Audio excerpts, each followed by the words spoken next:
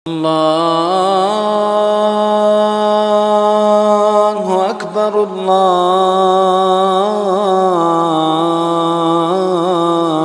الله أكبر ومن يضلل فلا هادي له واشهد ان لا اله الا الله وحده لا شريك له واشهد ان محمدا عبده ورسوله ارسله بالحق بشيرا ونذيرا وداعيا الى الله باذنه وسراجا منيرا ان شر الامور محدثاتها وكل محدثة بدعة وكل بدعة ضلالة وكل ضلالة في النار أما بعد فقال سبحانه وتعالى في كلامه المجيد أعوذ بالله من الشيطان الرجيم بسم الله الرحمن الرحيم لقد من الله على المؤمنين إذ بعث فيهم رسولا من أنفسهم يتلو عليهم آياته ويزكيهم ويعلمهم الكتاب والحكمة وإن كانوا من قبل لفي ضلال مبين. عزیز ساتھیو، اللہ رب العزت کے بندے پر بے شمار احسانات ہیں. اللہ رب العزت نے اپنی کتاب قرآن پاک کے اندر مختلف مقامات پر اپنے احسانات کا تذکرہ کیا ہے، اپنی نعمتوں کو گنوایا ہے، لیکن جس تاکید کے ساتھ اس نعمت کا، اس احسان کا خالق کائنات نے اس آیت کے اندر تذکرہ کیا ہے، کسی اور احسان کا اتنا تاکید کے ساتھ تذکرہ نہیں کیا. بھائی ایک بات میری یاد رکھیے کہ جب درس شروع ہو جائے تو ادھر ادھر کی باتیں آپس میں موبائل سے کھیلنا، یہ بات ٹھیک ہے. ٹھیک ہے، تو جو میری طرف رکھیے گا تب بات سمجھ میں آئے گی. شروع سے لے کر جب آخر تک بندہ دھیان کے ساتھ بات کو سنتا ہے تب بات سمجھ میں آتی ہے. موسیٰ علیہ السلام جب اللہ رب العزت نے پہلے دن ان کے ساتھ کلام کیا، اور ماشاءاللہ بڑے لکھے لوگ ہیں، مشائخ کے دروس سنتے رہتے ہیں، تو اللہ رب العزت نے موسیٰ علیہ السلام کو مخاطب کر کے جو پہلے دن بات کی تھی، فَاخْلَعْ عَلَيْكَ إِنَّكَ بِالْوَادِ الْمُقَدَّسِ طُوَىٰ، اپنی جوتیاں اتار دو آپ پاکیزہ وادی کے اندر. فَاسْتَمِعْ، میری بات کو غور سے سنو، لِمَا یوحیٰ، میں آپ کے ساتھ بات کرنے والا ہوں، جو وحی کرنے والا ہوں. اللہ رب العزت نے موسیٰ علیہ السلام کو ادب سکھلایا کہ جب بات کوئی کی جائے تو اس کو دھیان کے ساتھ سنو. فَاسْتَمِعْ لِمَا یوحیٰ، اے موسیٰ جو میں بات آپ کے ساتھ کرنے لگا ہوں اس کو غور کے ساتھ، توجہ کے ساتھ سنو. تو آپ بھائی سے بھی یہ میں گزارش کرتا ہوں، میں اتنا بڑا کوئی علم والا آدمی تو نہیں ہوں، چھوٹا سا طالب علم، اور اپنے حقیق سے علم کے مطابق آپ کے سامنے گفتگو کروں گا. انشاءاللہ آپ کی دوسری تو خیر ہوگا. اور دھیان کے ساتھ سنیے گا، موبائل سے نہیں کوئی کھیلے گا، اس میں باتیں بھی کوئی نہیں کرے گا. توجہ میری طرف کرنا، سارے لوگ میری طرف دیکھ رہے ہیں. اللہ رب العزت اس آیت کے اندر فرماتے ہیں لَقَدْ مَنَّ اللَّهُ عَلَى الْمُؤْمِنِينَ إِذْ بَعَثَ فِيهِمْ رَسُولًا مِنْ أَنفُسِهِمْ. فرمایا کہ اللہ رب العزت نے مومنین پر احسان کیا. کون سا احسان؟ یا اللہ نے بڑے احسان کیے. ہمیں رہنے کے لیے گھر دیا، ہماری آنکھیں، ہمارا قد کاٹ، ہمارے جسم کے سارے اعضاء بڑے بہترین انداز کے ساتھ لگا بنائے. ایک نعمت کا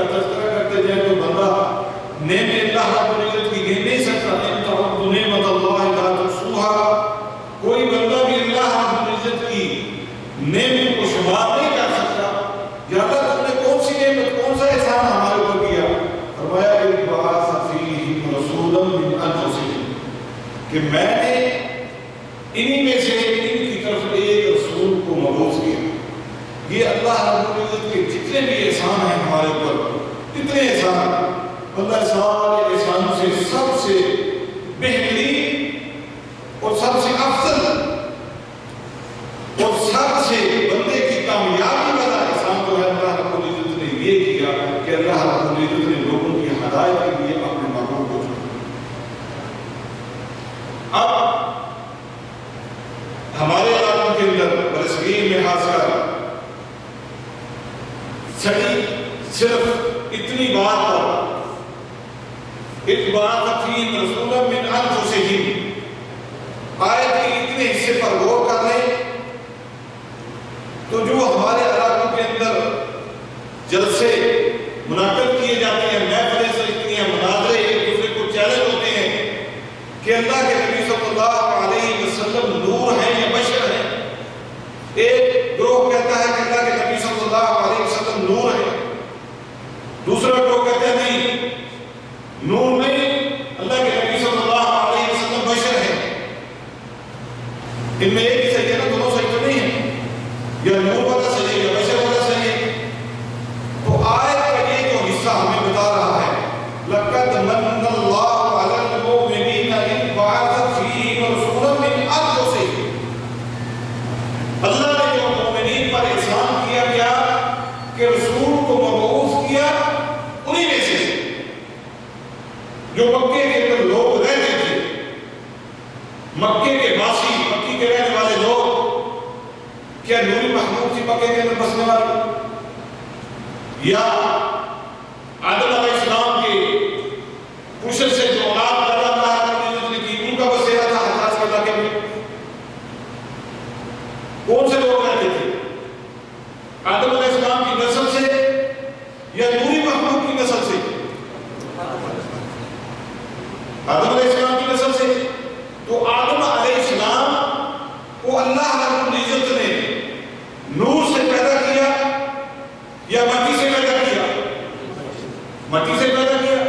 تو اللہ رب العزت نے آدم علیہ السلام کو نور کہا یا بشر کہا؟ بشر کہا نا۔ تو اللہ رب العزت نے اپنے اس نبی کا چناؤ آدم علیہ السلام کی اولاد سے کیا۔ آدم علیہ السلام کی اولاد سے اس لیے کیا کہ جو لوگ زمین پر رہتے تھے ان کی ہدایت کا سامان اللہ رب العزت نے پیدا کرنا تھا، تو کوئی نوری مخلوق ان کو سمجھانے کے لیے آتی تو وہ بات سمجھ میں نہ آتی۔ تو یہ جو بات ہمارے علاقے کے اندر جھگڑا چلتا ہے، اس بات پر بڑے مناظرے ہوتے ہیں، چیلنج ہوتا ہے کہ اللہ کے نبی صلی اللہ علیہ وسلم نور ہے یا بشر ہے، تو اللہ کے نبی صلی اللہ علیہ وسلم بشر ہیں فطری طور پر، جس طرح ہماری ضرورتیں ہیں، ہمیں ضرورت کا حق ہے، اسی طرح اللہ کے نبی صلی اللہ علیہ وسلم کی زندگی کے شب و روز گزرتے تھے، سونا جاگنا، اٹھنا بیٹھنا، لوگوں کے ساتھ میل ملاپ۔ لیکن اگر ان کو نور کے حوالے سے دیکھا جائے تو اللہ رب العزت نے ان کو ایک منارہ نور پوری دنیا کے لیے ایک مشعل راہ بنا کر بھیجا۔ اللہ رب العزت نے پوری دنیا کائنات کے لیے، پوری دنیا کے لیے اپنے اس نبی کو نور اور ہدایت کا سرچشمہ بنا کر اللہ رب العزت نے مبعوث کیا۔ اگر کوئی کہے کہ ان کا ذاتی طور پر یعنی یہ کس قومیت سے تھے، بشر سے، آدم کی اولاد سے تھے یا نوری محمود میں سے تھے، ان کی خلقت کون سی ہے، تو یہ اللہ کے نبی صلی اللہ علیہ وسلم نوری مخلوق نہیں ہے، یہ بشر ہے۔ اور اللہ رب العزت کا یہ مقام، اللہ کے نبی صلی اللہ علیہ وسلم کا یہ مقام اور مرتبہ، مولوی صاحبان جو لوگوں کو بتاتے ہیں کہ یہ خاص کر وہابی لوگ مانتے نہیں اللہ کے نبی صلی اللہ علیہ وسلم کو یہ نور ہے یا بشر ہے، تو یہ اللہ کے نبی صلی اللہ علیہ وسلم کے مقام اور مرتبے کو کم کرنے پر تلے ہوئے ہیں۔ اللہ کے نبی صلی اللہ علیہ وسلم کا بڑا مقام اور مرتبہ ہے، اور بعض کم عقل لوگ تو یہاں تک یہ بات کہہ دیتے ہیں، واللہ سنا میں نے، کہ یہ وہابی قرآن کی وہ آیتیں پڑھتے ہیں جن کے اندر اللہ کے نبی صلی اللہ علیہ وسلم کا مقام اور مرتبہ کم ہوتا ہے، اور کم عقلو اللہ رب العزت اپنے نبی کے مقام اور مرتبے کو کم کرنے کے لیے کوئی آیت نازل کرے۔ اللہ رب العزت اپنے نبی کے مقام اور مرتبے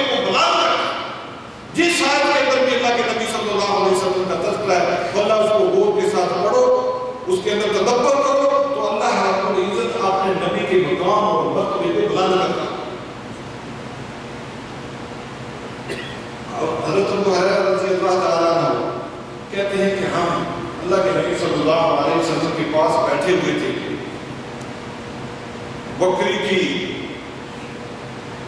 اگلی دستی بری ہوئی میں نے اللہ کے نبی صلی اللہ علیہ وسلم کو پیش کی، آپ پکڑ کر کھانے لگے اس کو، اور ساتھ میں ارشاد فرمایا انا سید ولد آدم، میں آدم کی اولاد کا سردار ہوں، ولا فخر، لیکن مجھے اس پر فخر کوئی نہیں ہے، قیامت والے دن اللہ کی حمد کا جھنڈا میرے ہاتھ میں ہوگا، اور سارے لوگ، سارے انبیاء میرے اس جھنڈے کے تلے جمع ہوں گے، محشر کا میدان لگے گا، لوگ گھبرائے ہوئے ہوں گے، اس محشر کے میدان کے دن کی طوالت بڑی لمبی ہے، اللہ رب العزت نے فرمایا کان مقدارہ 50,000 سنہ، اس کی طوالت بڑی لمبی، اس لمبے دن کی طوالت میں لوگ گھبرائے ہوئے ہوں گے، اللہ رب العزت لوگوں کا حساب کتاب شروع نہیں کرے گا، تو لوگ، کچھ لوگ تو مطلب لوگوں کے گناہوں کی بدولت جتنے بندے کے گناہ ہیں، اس گناہ کے حساب سے بندے کے جسم سے پسینہ نکلے گا، کسی بندے کا پسینہ اس کے ٹہنے تک، کسی کا اس کے گھٹنے تک، کسی کا کمر تک، اور بعض عرصے کا وقت ہوں گے جن کے جسم سے اتنا زیادہ پسینہ نکلے گا کہ ان کو اپنے پسینے کی لگام آئی ہوگی، اپنے پسینے کے اندر غوطے کھا رہے ہوں گے، اس گھبرائے ہوئے دن کے اندر لوگ سارے جمع ہو کر یہ صلاح کریں گے کہ اپنے بابا کے پاس چلیں، ان سے یہ بات کہیں کہ ہماری بات اللہ رب العزت کے سامنے رکھے، سفارش کرے، تاکہ اللہ رب العزت ہمارا حساب کتاب شروع کرے۔ اور ایک حدیث کے اندر میں نے یہ بات بھی پڑھی کہ لوگ یہ کہیں گے کہ چاہے اللہ تعالیٰ ہمیں جہنم کے اندر کیوں نہ ڈال دے، لیکن یہ محشر کے میدان کی سختی ہم سے برداشت نہیں ہوتی، اللہ تعالیٰ ہمارا حساب کتاب شروع کرے۔ لوگ سارے جمع ہو کر حضرت آدم علیہ السلام کے پاس جائیں گے، آدم علیہ السلام کے پاس جائیں گے، کہیں گے کہ یار بابا جی ہم سارے آپ کے بیٹے، آپ کی اولاد، آپ کو اللہ رب العزت نے اپنے ہاتھ سے پیدا کیا، حلقت کو یدین، تو آپ کا بڑا مقام اور مرتبہ ہے، آپ ایسا کریں کہ اللہ رب العزت کے سامنے ہماری بات رکھیں، ہماری سفارش کریں کہ اللہ تعالیٰ ہمارا حساب کتاب شروع کرے۔ حضرت آدم علیہ السلام یہ کہیں گے اللہ رب العزت آج اتنے غصے کے اندر ہے، اس سے پہلے نہ اللہ تعالیٰ کبھی اتنے غصے کے اندر ہوئے اور نامات میں کبھی ہوں گے، اور اللہ رب العزت نے مجھے ایک کام سے منع کیا تھا، مجھ سے وہ بھول ہوگی، وہ غلطی ہوگی، وہ مجھ سے میں نے وہ کام کر لیا، میں تو اللہ رب العزت کے سامنے جانے سے ڈرتا ہوں، میں شرمندہ ہوں، اللہ رب العزت نے جس کام سے مجھے روکا تھا وہ کام مجھ سے ہو گیا، میں اللہ تعالیٰ کے سامنے جانے کی طاقت نہیں رکھتا، استطاعت نہیں رکھتا، آپ ایسا کرو حضرت نوح علیہ السلام کے پاس آ جاؤ، وہ تمہاری بات اللہ تعالیٰ تک پہنچا رہا ہے۔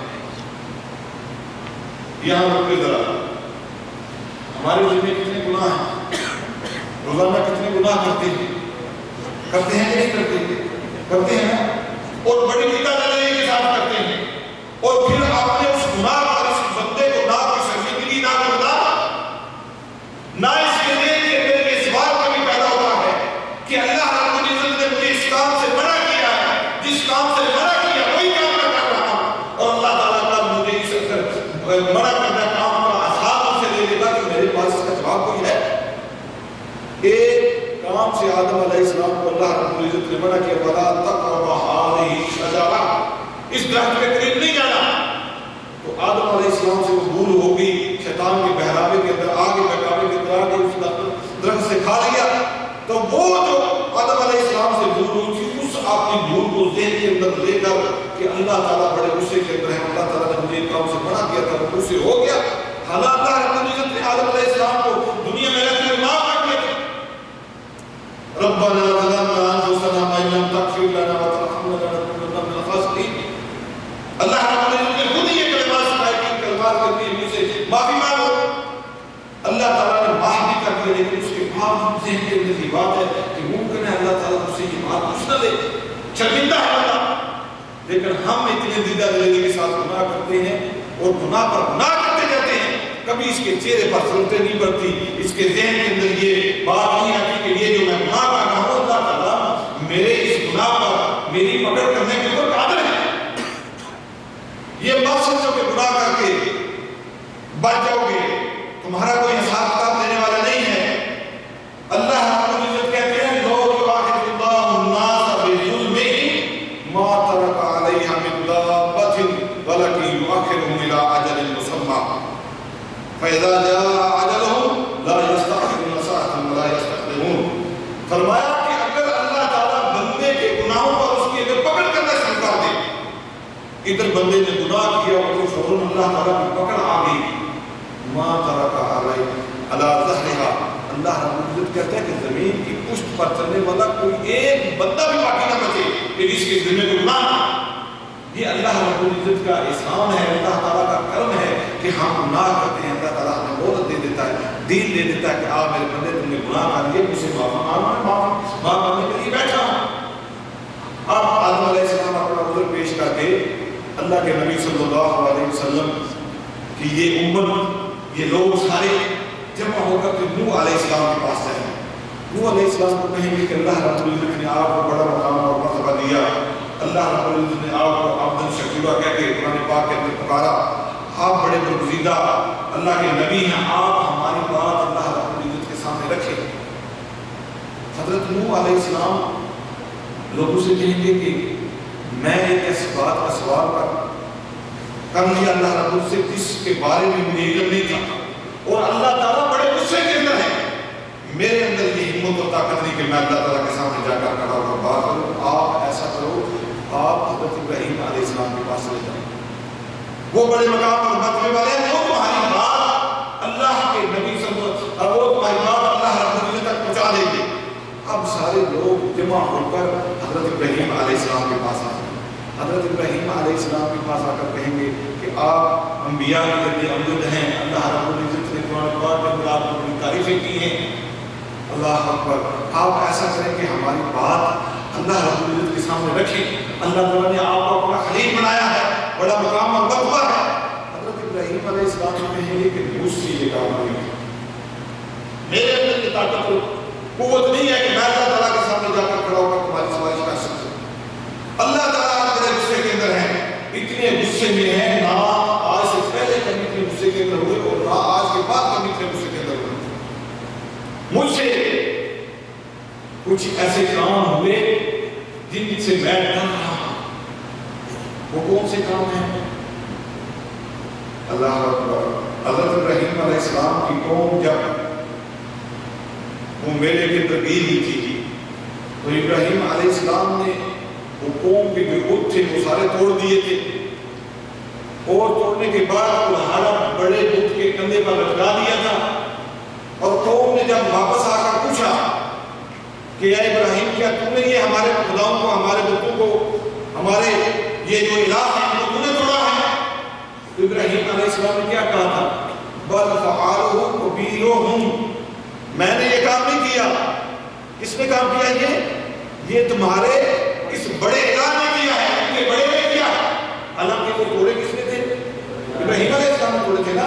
کہتے ہیں کہ یہ مجھ سے، حالانکہ اس کو جھوٹ نہیں کہا جائے گا، کیوں ابراہیم علیہ السلام نے ایک دعوت کا پیغام مختلف انداز کے ساتھ ان کو سمجھانے کے لیے کہ یہ جو اپنی حفاظت نہیں کر سکتے، جو اپنی مدد نہیں کر سکتے، تمہاری مدد کے اوپر کیسے قادر ہیں، ان کو سمجھانے کے لیے، نکتہ سمجھانے کے لیے اس طرح کی بات کی۔ حالانکہ پھر ان کے ذہن کے اندر یہ بات، یہ مجھ سے بولا گیا، مجھ سے یہ بات اس طرح کی ہوگی، میں اس بات سے ڈرتا ہوں، اللہ تعالیٰ کے سامنے بات کرنے کی طاقت نہیں رکھتا۔ آپ ایسا کرو، سارے جمع ہو کر موسیٰ علیہ السلام کے پاس چلے جاؤ، وہ اللہ رب العزت کے ساتھ باتیں کرنے والا ڈائریکٹ بڑا مقام اور مرتبہ اللہ رب العزت نے ان کو دیا، وہ تمہاری بات اللہ رب العزت تک پہنچا دیں۔ اب سارے لوگ جمع ہو گئے، موسیٰ علیہ السلام کے پاس آ جائیں۔ موسیٰ علیہ السلام، اللہ اکبر، موسیٰ علیہ السلام بھی کہیں گے کہ میں اللہ تعالیٰ کے سامنے بات کرنے کی طاقت نہیں رکھتا، اللہ تعالیٰ بڑے غصے کے اندر ہے، اور مجھ سے ایک آدمی دنیا کے اندر رہتے ہوئے مار گیا تھا میرے ہاتھ سے، اللہ رب العزت نے منع کیا اس کام سے اور مجھ سے یہ کام ہو گیا تھا۔ اللہ رب العزت نے موسیٰ علیہ السلام کی دنیا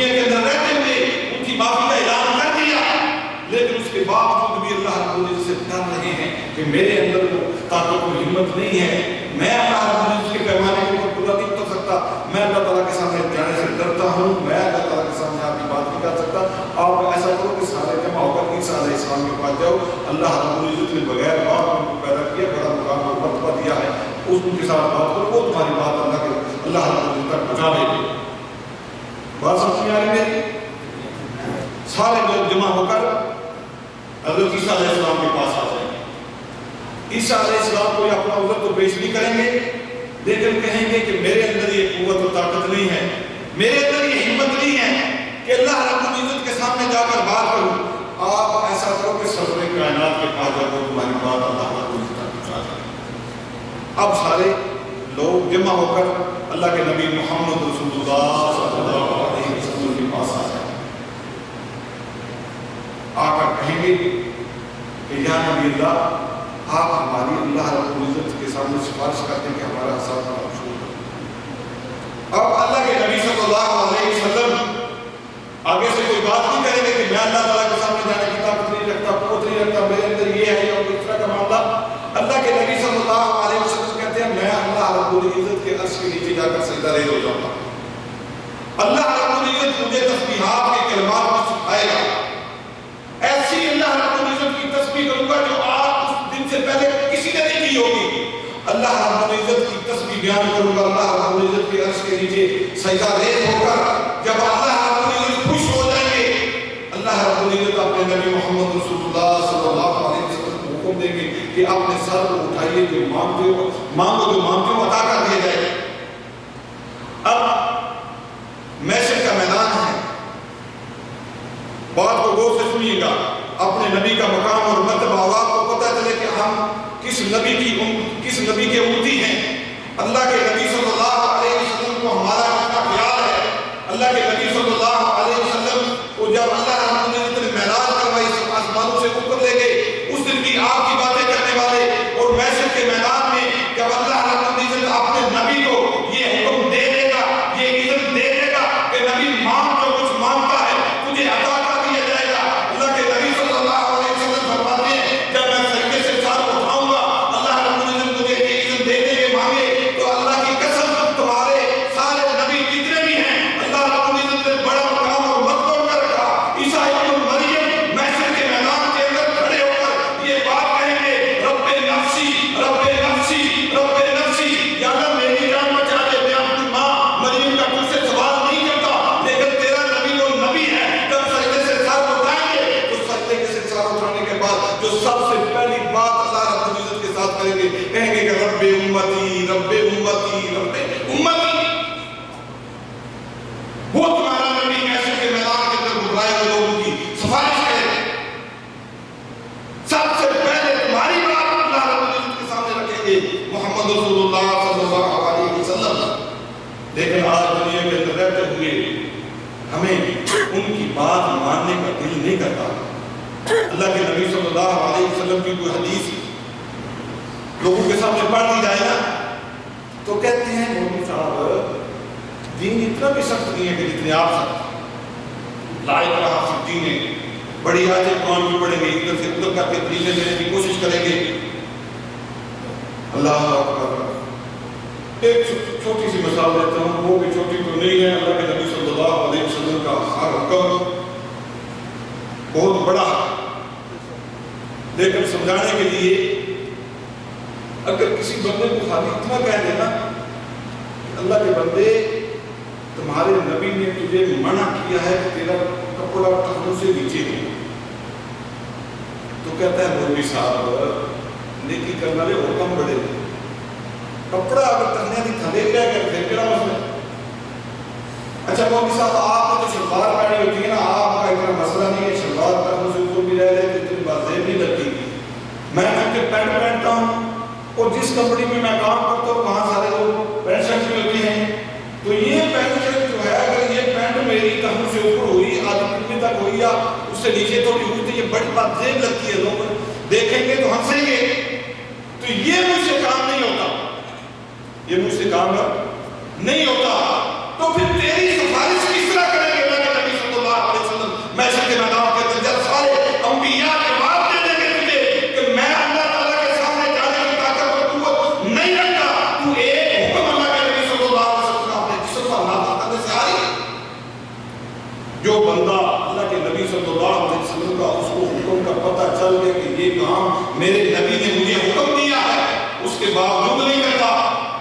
تو پھر یہ اپنے ایمان کی خیر نہ یہ مومن ہے بھی کہ نہیں؟ اللہ اکبر.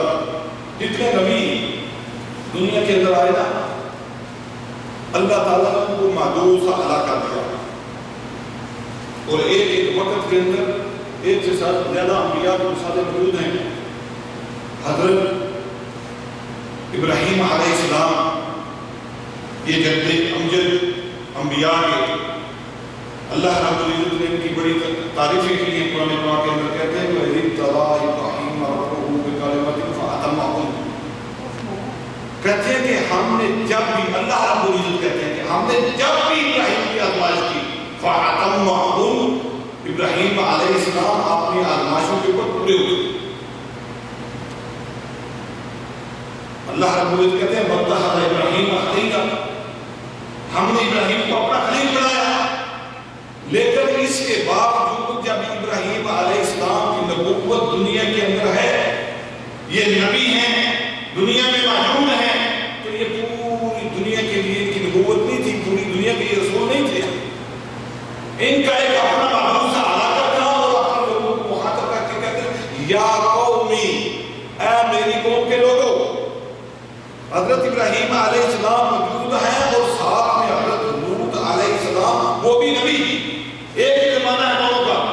اگر آپ کو وہ بات یاد ہو, پڑھی ہو, آپ نے مشاہد سے سنی ہو, جب ابراہیم علیہ السلام کو بیٹے کی بشارت دینے کے لیے فرشتے آئے تو ڈرائنگ روم میں ابراہیم علیہ السلام نے فرشتے کے لیے وہ بچڑا بھون کر لے کر آئے تو انہوں نے نہ کھایا. جب تو ابراہیم علیہ السلام پریشان ہوئے کہ یہ کھاتے کے لیے ڈر گئے, تو پھر انہوں نے بتایا کہ ہم اللہ تعالیٰ کی طرف سے بھیجے ہوئے فرشتے ہیں, ہم آپ کو بیٹے کی خوشخبری دینے کے لیے آئے. اور پوچھا آگے کہاں جانا ہے, تو کہا لوط کی بستی کو تباہ کرنے کے لیے ہم آئے. یہ قرآن میں بھی بات واقعہ موجود ہے. یعنی اس سے ثابت کیا ہوا کہ حضرت ابراہیم علیہ السلام کی دنیا میں موجود ہے اور لوط علیہ السلام کی دنیا کے اندر ان کی نبوت ہے. ابراہیم علیہ السلام کا اپنا علاقہ ہے, لوط علیہ السلام کا اپنا علاقہ ہے. یہ دو نبی ایک وقت میں دنیا کے اوپر نبی موجود ہیں, نبوت ہے ان کی.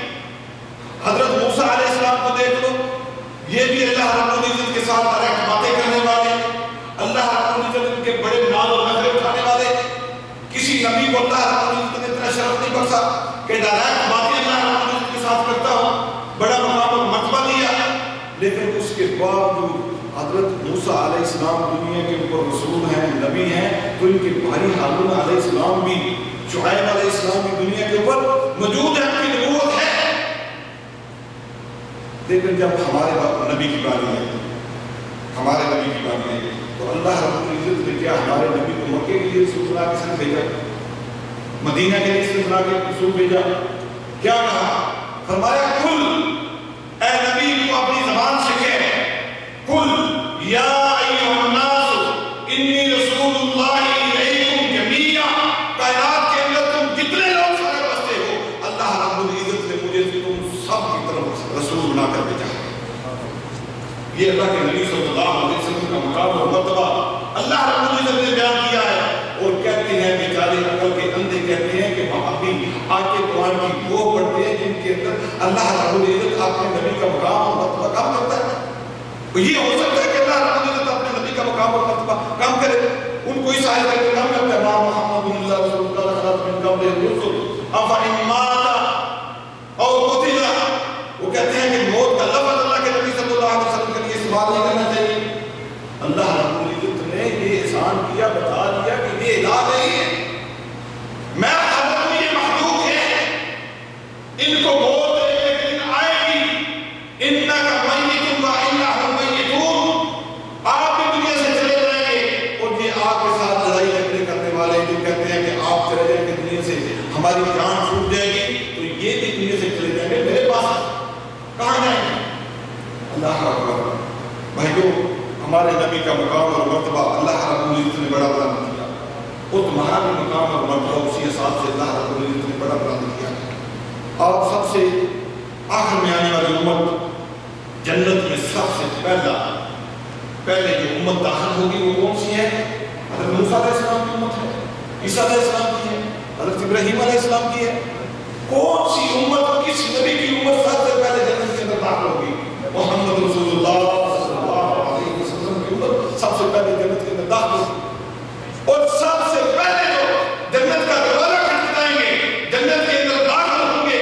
ہمارے نبی محمد رسول اللہ صلی اللہ علیہ وسلم ہے۔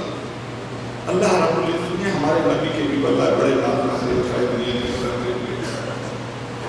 ہمیں ایک باتوں کا پتہ نہیں، بعض اوقات بندے کے گودام کے اندر سامان پڑا ہوتا ہے نا، تو وہ سمجھتا ہے کہ یہ ریت کی گولیاں پڑی ہوئی ہیں، کہ ریت بازار کے اندر نہیں ہے، اور جب وہ اپنا سامان بازار کے اندر لے کر جاتا ہے پھر اس کو پتہ چلتا ہے کہ میرے پاس جو چیزیں موجود ہیں ان کا بڑا ریٹ ہے، اتنی بڑی قیمت ہے بازار کے اندر۔ اور اللہ کے بندوں یہ بات میں نے اس لیے کی کہ آپ کا بھی مقام اور مرتبہ اللہ رب العزت کے ہاں بڑا بلند ہے۔ اگر آپ اپنے آپ کو پہچانو گے اور اللہ رب العزت کی فرما برداری کرو گے تب جا کے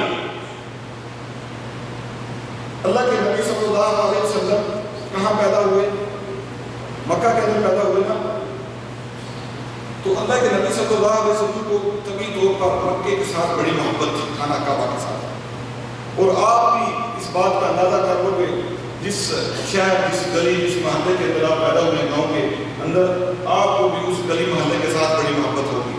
جہاں بندے کا بچپن گزرا ہوتا ہے نا، خاص کر جس گلی کے اندر کھیل کود کر کے پلا بڑا ہوتا ہے، اس گلی محلے کے ساتھ بندے کی فطری طور پر بڑی محبت ہوتی ہے۔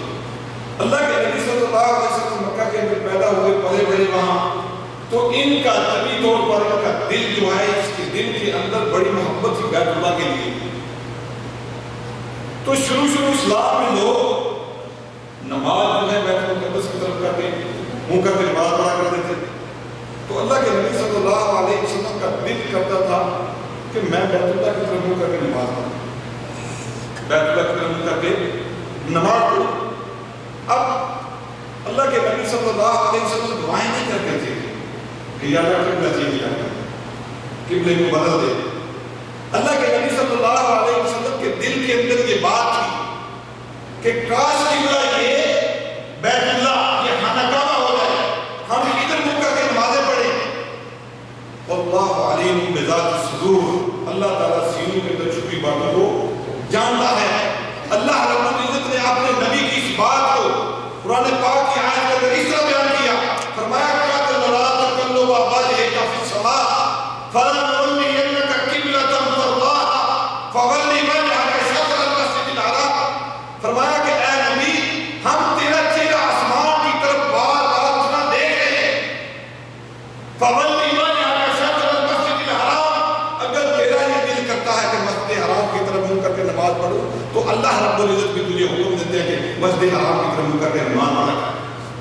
فَوَلُّوا وُجُوهَكُمْ، اور تم سارے کے سارے جتنے مسلمان ہو اپنے چہرے کو مسجد حرام کی طرف پھیر کے منہ کر کے نماز پڑھو۔ ہمارے نبی کے دل کے اندر بات کو اٹھے، دل کے اندر کوئی بات اٹھے، اس کے چاہت اللہ کے نبی صلی اللہ علیہ وسلم کی ہو، اللہ رب العزت اس کو اپنے قرآن کی آیتیں بیان آیتیں بنا کر نازل کر دے اور اللہ کے نبی صلی اللہ علیہ وسلم کی بندگی پورا کر دے۔ اللہ رب العزت نے اپنے نبی کا مقام اور مرتبہ اللہ بڑا بلند کیا ہے۔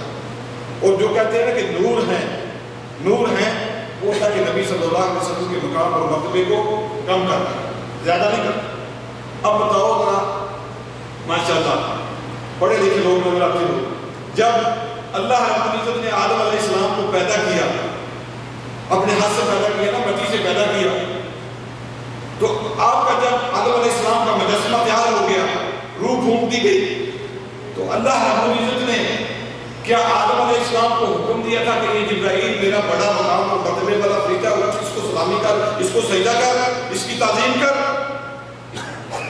یہ حکم دیا تھا؟ کیا کہا تھا؟ فرمایا جب ہم نے آدم علیہ السلام کی تخلیق کر لی، تخلیق کرنے کے بعد فرمایا وَإِذْ قُلْنَا لِلْمَلَائِكَةِ اسْجُدُوا لِآدَمَ فَسَجَدُوا إِلَّا إِبْلِيسَ أَبَىٰ وَاسْتَكْبَرَ وَكَانَ مِنَ الْكَافِرِينَ۔ فرمایا کہ جب ہم نے آدم علیہ السلام کا مجسمہ تیار کر دیا، ان کی باڈی کو تیار کر دیا، اس کے بعد ہم نے نوری مخلوق کو یہ حکم دیا کہ میرے اس آدم کو سجدہ کرو۔ نوری مخلوق سے اللہ رب العزت نے بشریت کو سجدہ کرایا۔ اگر نور افضل ہوتے تو پھر آدم علیہ السلام کو اللہ رب العزت حکم دیتے کہ جاؤ ابراہیم کو سجدہ کرو۔ اللہ رب العزت نے تمہارا مقام اور مرتبہ واللہ بلند کیا ہے۔ اللہ کے نبی صلی اللہ علیہ وسلم کا مقام اور مرتبہ جبرائیل سے بلانا. میری ایک بندے کے ساتھ پاکستان میں وہ کہتا ہے نہیں جبرائیل علیہ السلام کا مقام اور مرتبہ بلند ہے. وہ نہیں مانتا کسی بات کو. پھر جب قرآن کی آیت میں نے یہ پڑھی نا وَإِذْ قُلْنَا لِلْمَلَائِكَةِ اسْجُدُوا لِآدَمَ، جبرائیل نے آدم کو سجدہ کیا یا آدم نے جبرائیل کو سجدہ کیا؟ کس نے سجدہ کیا؟ تو وہ کہتے ہیں جبرائیل نے آدم کو سجدہ کیا. میں کہا پھر جس کو سجدہ کیا گیا وہ افضل ہے. تو پھر وہ مان گیا. اس کی یہ بھی ضرورت کہ پھر مان گیا کہ واقعی اللہ کے نبی صلی اللہ علیہ وسلم کا مقام اور مرتبہ جبرائیل علیہ السلام سے بلند ہے. تو یہ اللہ رب العزت نے مومنین پر احسان کیا. لقد من اللہ علی المؤمنین اذ بعث فیہم رسولا. اللہ رب العزت کہتے ہیں کہ ہم نے مومنین پر احسان کیا کہ انہی میں سے ایک رسول کو مبعوث کیا. اب رسول کو بھیجنے کے بعد اللہ رب العزت نے کچھ ڈیوٹیاں لگائی اپنے نبی کی. کیا کرنا ہے؟ یتلو علیہم آیاتہ. اللہ رب العزت کہتے ہیں کہ یہ رسول تمہارے اوپر ہماری آیتوں کی تلاوت کرے گا. تلاوت کے لیے کیا کرے گا؟ وَيُزَكِّيهِمْ وَيُعَلِّمُهُمُ الْكِتَابَ وَالْحِکْمَةَ. آیتوں کی تلاوت کرے گا اور تمہارا تزکیہ نفس کرے گا، کتاب کے احکام تمہیں سکھائے گا اور حکمت و دانائی تمہیں سکھائے گا. اب یہاں رک کے ذرا یہ سوچنا ہے کہ دین کی تبلیغ کے لیے اللہ رب العزت کے دین کی طرف لوگوں کو بلانے کے لیے سب سے بہترین جو چیز ہے، سب سے بہترین ہتھیار جو ہے وہ اللہ رب العزت کا یہ کلام ہے. یتلو علیہم آیاتہ، کہ اللہ رب العزت کا قرآن ان کے سامنے پڑھو کہ اللہ رب العزت نے تمہاری ہدایت کے لیے اس قرآن کو نازل کیا ہے. اس کے اندر تمہاری معیشت ہے، معاشرت ہے، سیاست ہے، تمہاری زندگی گزارنے کے سارے اصول اللہ رب العزت نے اپنی اس کتاب کے اندر وضع کر دیے ہیں. اگر جو بندہ اس کو تدبر کے ساتھ پڑھتا ہے، اس کو اپنی زندگی کے اندر نافذ کرنے کی کوشش کرتا ہے، تو اللہ رب العزت دنیا کے اندر رہتے ہوئے بھی اس کو بڑے مقام اور مرتبے سے نوازتے ہیں اور قیامت والے دن تو اس بندے کا مقام اور مرتبہ بہت بلند ہے. فرمایا جو بندہ اس قرآن کو پڑھتا ہے اور پڑھنے کے اندر ماہر ہے، بڑے بہترین انداز کے ساتھ، آسان انداز کے ساتھ اس قرآن کی تلاوت کرتا ہے، تو اللہ کے نبی صلی اللہ علیہ وسلم فرماتے ہیں قیامت کا دن ہوگا، اللہ رب العزت اس بندے کو اپنے مقرر فرشتوں کی صف کے اندر کھڑا کرے گا. جبرائیل، میکائیل، اسرافیل، بڑے بڑے فرشتے اللہ رب العزت کے سامنے صفے والے کھڑے ہوں گے نا. یوم یقوم الروح والملائکۃ صفا. اس دن بڑے بڑے فرشتے بھی اللہ تعالیٰ کے سامنے کھڑے ہوں گے صفے باندھ کر. تو یہ جو بندہ دنیا کے اندر رہتے ہوئے اس قرآن کے ساتھ اس کو محبت ہے، بڑے آسان انداز کے ساتھ قرآن کی تلاوت کرتا ہے، تو اللہ تعالیٰ اس بندے کو اپنے مقرر برگزیدہ فرشتوں کی صف کے اندر کھڑا کریں گے. اب یہ بندے کے لیے مقام اور مرتبہ کیا کام ہے؟ تو جو بھائیوں میری طرف سوڑا نہیں، کسی کی آنکھیں آپ کی بند ہو گئی، جن میں لوگ کے کام کرتے اشارہ کرے گا. میں بھی لوگ بھی کام کرتا ہوں سارا یقین لوگ آنکھیں بند نہیں کرنی. اور پر میں اس میں بات نہیں کر سکتا، برداشت کرو، کوئی طریقے والی بات نہیں کر رہا، لیکن پھر کیا ہے برداشت کر رہا نہیں. 100 کے نہیں چاہتا. جو بندہ اس قرآن کو احسن انداز کے ساتھ پڑھتا ہے، اللہ تعالیٰ اس کو قیامت والے دن کہاں کھڑا کریں گے؟ مقرر فرشتوں کی صف میں کھڑا کریں گے.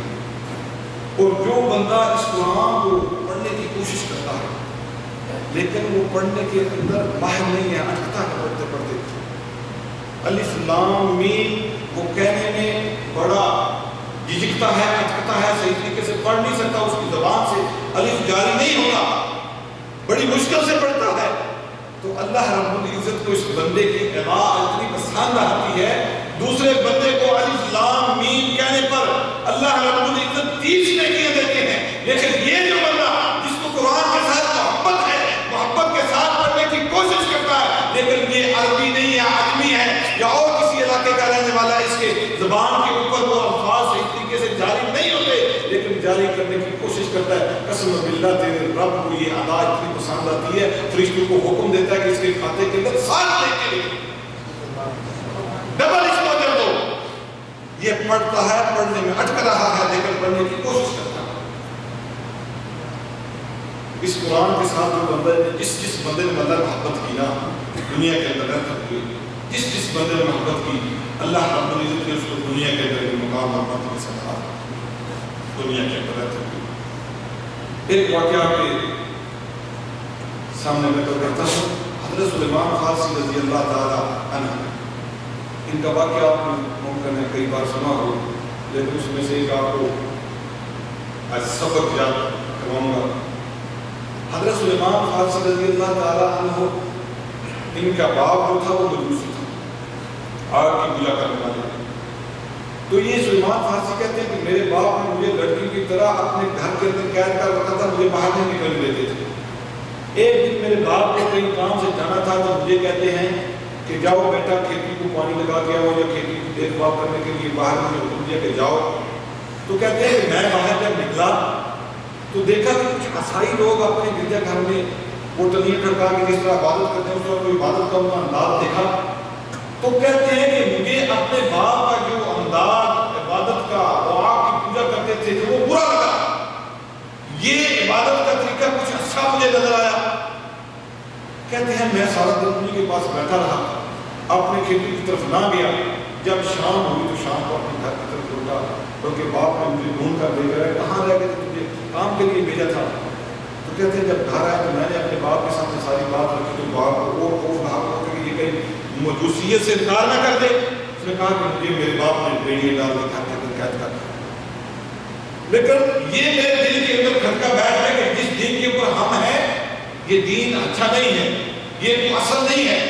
وہ کہتے ہیں کہ میں کسی طریقے سے گھر سے نکلا حق کی تلاش کے لیے، یہ عیسائی راہبوں کے ہاتھ میں لگا۔ یہ رہبانیت کے عیسائی جو تھے پڑھے لکھے، اس وقت حضرت عیسیٰ علیہ السلام کی دعوت جو دنیا کے اندر موجود تھی، کچھ اچھے لوگ بھی موجود تھے جو عیسیٰ علیہ السلام کی دعوت پر صحیح چلنے والے تھے۔ کہتے ہیں کہ ان کے ساتھ ملا تو ملتے ملتے بکتے بکاتے آگے چلتے چلتے وہ ایک راہب نے مجھے بتایا کہ ابھی ایک نبی آنے والا ہے جو کھجور کے علاقے میں اس کی ہجرت کر کے کھجور والے علاقے میں آئے گا، سب و شداب علاقے میں آئے گا۔ کہتے ہیں کہ میں آزاد تھا، امیر میرا باپ تھا، حق کی تلاش میں گھر سے نکلا اور لوگوں نے پکڑ کر مجھے بیچ دیا، میں غلام ہو گیا۔ لوگوں نے مجھے پکڑ کے بیچ دیا، میں غلام ہو گیا۔ لیکن حق کی تلاش میں تھا، کھجور والے علاقے کی تلاش میں تھا کہ کہاں آخری نبی آنے والا ہے، اس کی دعوت پر میں بیٹھا گا، اسلام قبول کروں گا۔ کہتے ہیں کہ بکتے بکاتے میں مدینہ میں پہنچ گیا۔ مدینہ میں پہنچا، جب مدینہ میں پہنچ گیا تو جو میرا مالک تھا جس نے مجھے خریدا تھا، اس کی کھجور پہ کام کرتا تھا۔ کہتے ہیں کہ ایک دن میں کھجور پر چلا کام کر رہا تھا تو وہ اور اس کا بھائی دونوں آئے، وہ کھجور کے نیچے بیٹھ کر باتیں کرنے لگے۔ وہ جو نبی آیا ہے کہتا کہ میں وہ نبی ہوں، آخری نبی ہوں۔ قبا کے اندر اللہ کے نبی صلی اللہ علیہ وسلم مکہ سے ہجرت کر کے قبا کے اندر آ گئے تھے۔ تو یہ سلیمان فارسی کا جو مالک تھا وہ ان کو اللہ کے نبی صلی اللہ علیہ وسلم کو مل کے آ رہا تھا، اور آ کر یہ باتیں جب کی تو سلیمان فارسی کہتے ہیں کہ میں نے اللہ کے نبی کے صلی اللہ علیہ وسلم کے بارے میں سنا تو فوراً کھجور سے نیچے اترا اور آ کر پوچھا آپ ہمارے ساتھ کیا باتیں کر رہے تھے آپ؟ تو اس کو تو پہلے ہی نہیں سمجھا کہ یہ کہاں سے نبی آ گئے۔ تو کہتے ہیں وہ پہلے دوسرے میں تھا، جب میں نے بات کی اس نے میرے منہ پر ایک چھینٹا دے مارا، یا تو اپنا کام کر، تیرا اس بات سے کیا لینا دینا۔ کہتے ہیں پھر میں اپنا کام کرنے لگا، لیکن میرے دل کے اندر جو بات تھی کہ آخری نبی آنے والے ہیں، یہ مالک جب جائے گا میں اس کی کلاس کے اندر نہیں کروں گا۔ اور راہب نے اس کو نشانیاں بتا دی تھی، جو آخری نبی آئے گا اس کو صدقہ دیا جائے گا تو صدقہ نہیں کھائیں گے، اگر ہدیہ دیا جائے گا تو ہدیہ قبول کریں گے، اور ان کی کمر پر پشت پر مہر نبوت ہوگی۔ یہ دو تین نشانیاں راہب نے حضرت سلیمان فارسی کو بتائی تھی کہ یہ آخری نبی کی نشانیاں ہوں گی۔ وہ کہتے ہیں کہ میں نے کچھ کھجوریں لیں اور کھجوریں لے کر اللہ کے نبی صلی اللہ علیہ وسلم کے پاس قبا میں پہنچ گیا اور جا کر کہا کہ یہ میری طرف سے صدقہ ہے اور یہ صدقے کی کھجوریں اس کو رکھ لیجیے۔ سلیمان فارسی کہتے ہیں کہ اللہ کے نبی صلی اللہ علیہ وسلم نے وہ صدقے کی کھجور لوگوں کے اندر بانٹ دی، لیکن خود اس صدقے کی کھجوروں میں سے ایک بھی نہ تھا۔ تو کہتے ہیں کہ میرے دل کے اندر یہ بات پیدا ہوگی کہ ٹھیک ہے، ایک نشانی تو پکی ہوئی کہ صدقہ یہ نبی نہیں کھانا۔ کہتے ہیں دوسرے دن میں نے کھجوریں لی اور جا کر پیش کی اور کہا یہ میری طرف سے ہدیہ ہے. تو اللہ کے نبی صلی اللہ علیہ وسلم نے خود بھی اس کھجور میں سے کھایا اور لوگوں کے اندر بھی تقسیم کی. کہتے ہیں دوسری نشانی بھی میری پوری ہوگی. اللہ اکبر. کہتے ہیں ابھی میرے دل کے اندر یہ بات بیٹھ کی ہو نہ ہو یہی آخری نبی. کہتے ہیں بات باقی تھی کہ ان کی پوچھ پر کمر پر گورے نبوت ہوگی. کہتے ہیں کہ مدینے کے اندر کوئی فوتگی ہوگی تو اللہ کے نبی صلی اللہ علیہ وسلم جنازہ پڑھانے کے لیے لوگوں کے مجمع کے اندر موجود تھے. تو میں اللہ کے نبی صلی اللہ علیہ وسلم کے آگے پیچھے ہو رہا تھا. تو اللہ کے نبی صلی اللہ علیہ وسلم کو یہ بات معلوم ہوگی کہ یہ بندہ کوئی چیز تلاش کر رہا ہے. تو کہتے ہیں کہ اللہ کے نبی صلی اللہ علیہ وسلم نے اپنی کمر سے کپڑے کو ہٹا دیا اور میں نے دیکھا کہ مور نبوت بھی اللہ کے نبی صلی اللہ علیہ وسلم کی کمر پر موجود ہے. تو کہتے ہیں میں نے اسی وقت اللہ کے نبی صلی اللہ علیہ وسلم کے ہاتھ پر اسلام کو قبول کر لیا کہ یہی آخری نبی محمد رسول اللہ صلی اللہ علیہ وسلم. اب انہوں نے اسلام قبول کیا اور قرآن کی آیتوں کو پڑھنے لگے, سمجھنے لگے, اس قرآن کے مطابق اپنی زندگی گزارنے لگے. یہ آزاد تھے, حق کی تلاش میں گھر سے نکلے, لوگوں نے پکڑ کر بیچ دیا, غلامی کا نبا سہنا پڑا. مکے میں مدینے کے اندر غلام تھے. اللہ کے نبی صلی اللہ علیہ وسلم نے مدد کر کے لوگوں نے مل کر اللہ کے نبی صلی اللہ علیہ وسلم کے ساتھ مل کر سلیمان فارسی کی قیمت ادا کر کے ان کو آزاد کر دیا.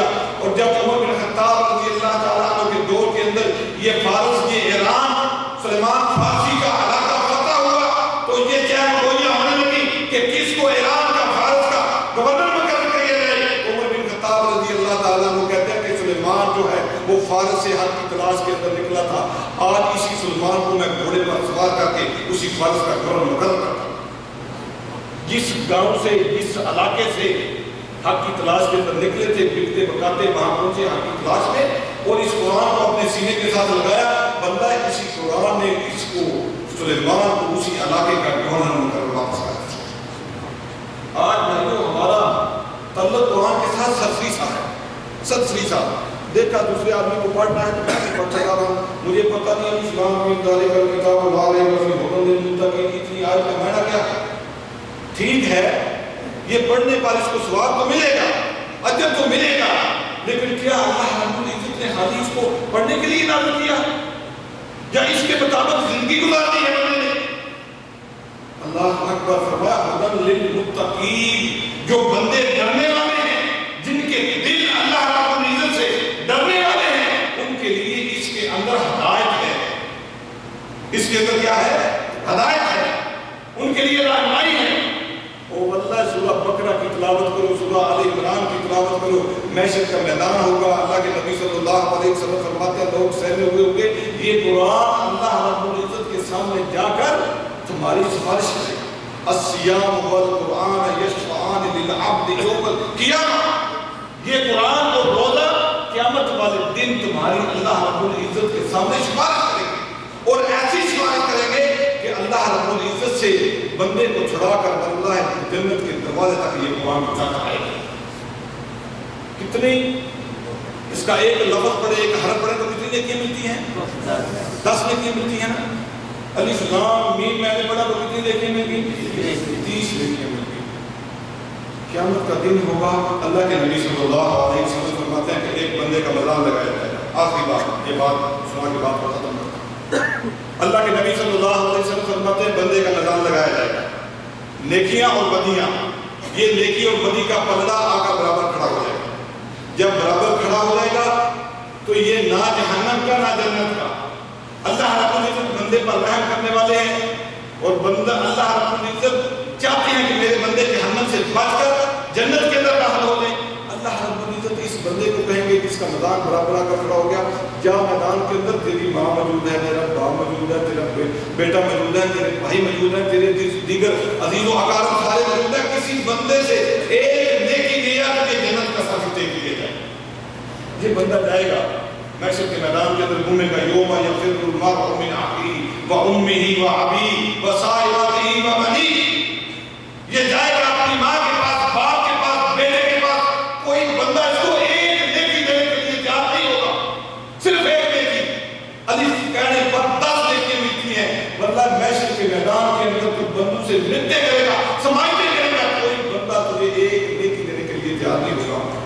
چلتے پھرتے پھراتے ایک بندے کے پاس جائے گا، وہ بندے کے سامنے اپنا سوال رکھے گا کہ مجھے ایک نیکی چاہیے، وہ بندہ کہے گا یہ دے نیکی پکڑ اور چلا۔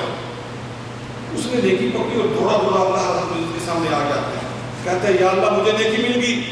اللہ رب العزت سارے معاملے کو جانتے ہیں، لیکن اللہ تعالیٰ بندوں کو یہ باور کروانا چاہتا ہے کہ اللہ تعالیٰ بندے کی قدر کتنی کرتا۔ اللہ تعالیٰ کہتے ہیں کس بندے نے تجھے نیکی دی، جس بندے نے نیکی دی اس کو بھی دیا۔ یہ دونوں بندے نیکی لینے والا اور دینے والا دونوں اللہ رب العزت کے سامنے آ کر کھڑے ہو جائیں گے۔ اللہ تعالیٰ نیکی دینے والے سے پوچھیں گے تو نے اس کو نیکی کیوں دے دی؟ کہے گا کہ یا اللہ میرے پاس صرف ایک نیکی تھی۔ کتنی نیکیاں تھیں؟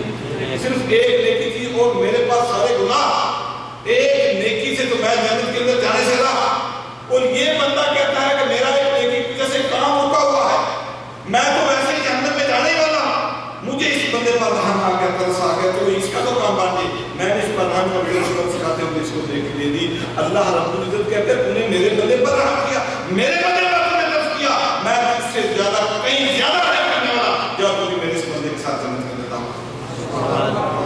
یہ دونوں بندے جنت کے اندر داخل ہو جائیں گے۔ ان اللہ شاکر علیم، اللہ تعالیٰ بندے کی واللہ بڑی قدر کرتا ہے، لیکن ہم نے کیا کیا؟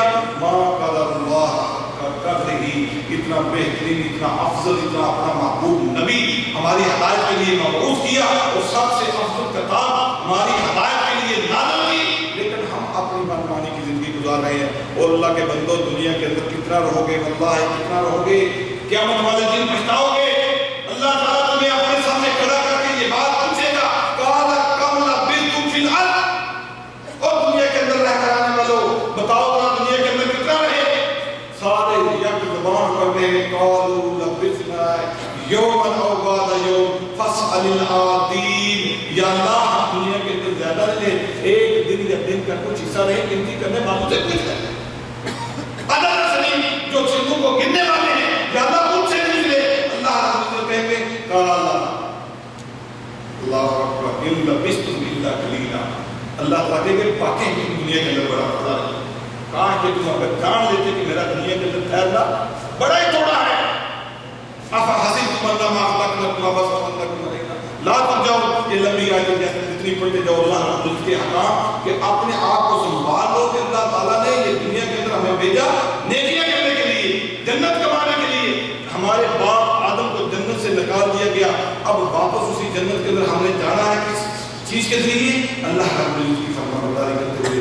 اللہ تعالیٰ سے دعا ہے کہ اس کا حکم پر عمل کرنے کی توفیق عطا فرمائے، جو اچھی باتیں تھیں جو بالکل ٹھیک باتیں